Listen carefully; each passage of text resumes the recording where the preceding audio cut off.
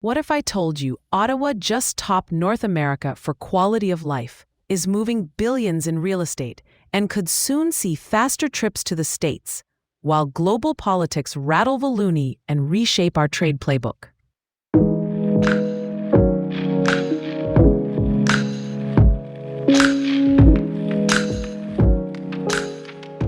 It's Tuesday, January 13th, 2026. Ottawa today, a high of 3 and low of -1 degrees Celsius with snow at times. Let's start at home. Ottawa's housing market quietly put up big numbers in 2025. 13,449 properties changed hands for more than $9.4 billion. That's a 4% jump from 2024 and 18% above 2023, even with a slower November and December. December sales were down 6.2% year over year, with 271 homes, 217 townhouses, and 78 condos sold. The Ottawa Real Estate Board calls our market resilient compared to the sharper price corrections in bigger cities, and a fresh nod from Numbeo's 2026 Quality of Life Index backs that up. Ottawa ranks first in Canada and North America, 28th globally, and notably, the only non-European city in the top 30. High marks came for safety, cost of living, buying power, and commute times. If you're leaning into winter, well, we've got it.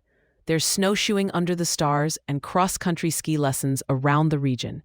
Board game meetups in Almonte, after hours at the National Gallery, art classes in Osgood and Carleton Place, and the National Arts Centre premiering Copperbelt. A new play about family and personal challenges.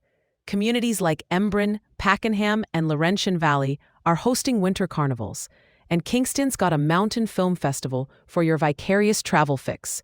For a close-to-home reset, Perth Parkside Hotel and Spa is touting a girlfriend's getaway package.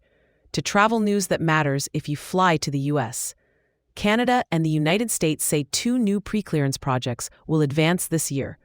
Pre-clearance lets U.S. officers screen passengers before they cross the border, which means quicker entry on arrival. Right now, there are U.S. pre-clearance operations at 8 major Canadian airports and a ferry terminal in Prince Rupert, BC.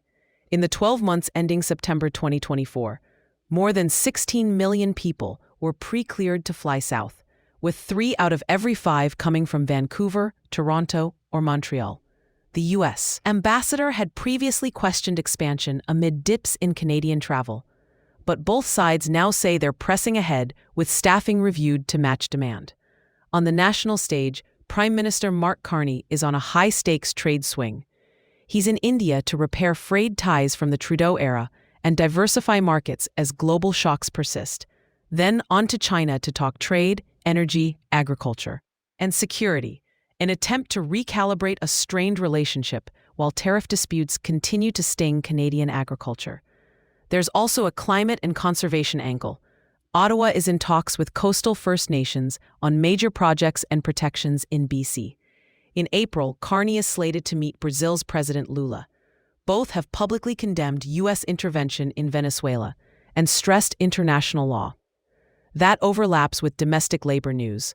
CUPE Ontario, representing more than 300,000 members, has come out sharply against U.S. actions toward Venezuela, calling them unlawful, imperialist, and harmful to workers and marginalized communities, and rejecting claims of an international consensus. Why it matters for your wallet. The loonie rebounded as the U.S. dollar slipped, with markets rattled by reports the U.S. actions. Department of Justice threatened to indict Federal Reserve Chair Jerome Powell over comments to Congress. Powell called the threat a pretext to influence rates. Whatever the legal outcome, traders read it as a risk to central bank independence, and the greenback fell against a basket of currencies. For Canada, there's also a watch on oil. Concerns that higher Venezuelan exports could pressure Canadian heavy oil producers, while anti-government protests in Iran nudged crude prices up. The takeaway: currency and commodities are being driven by politics as much as economics right now. Policy and pocketbook closer to home.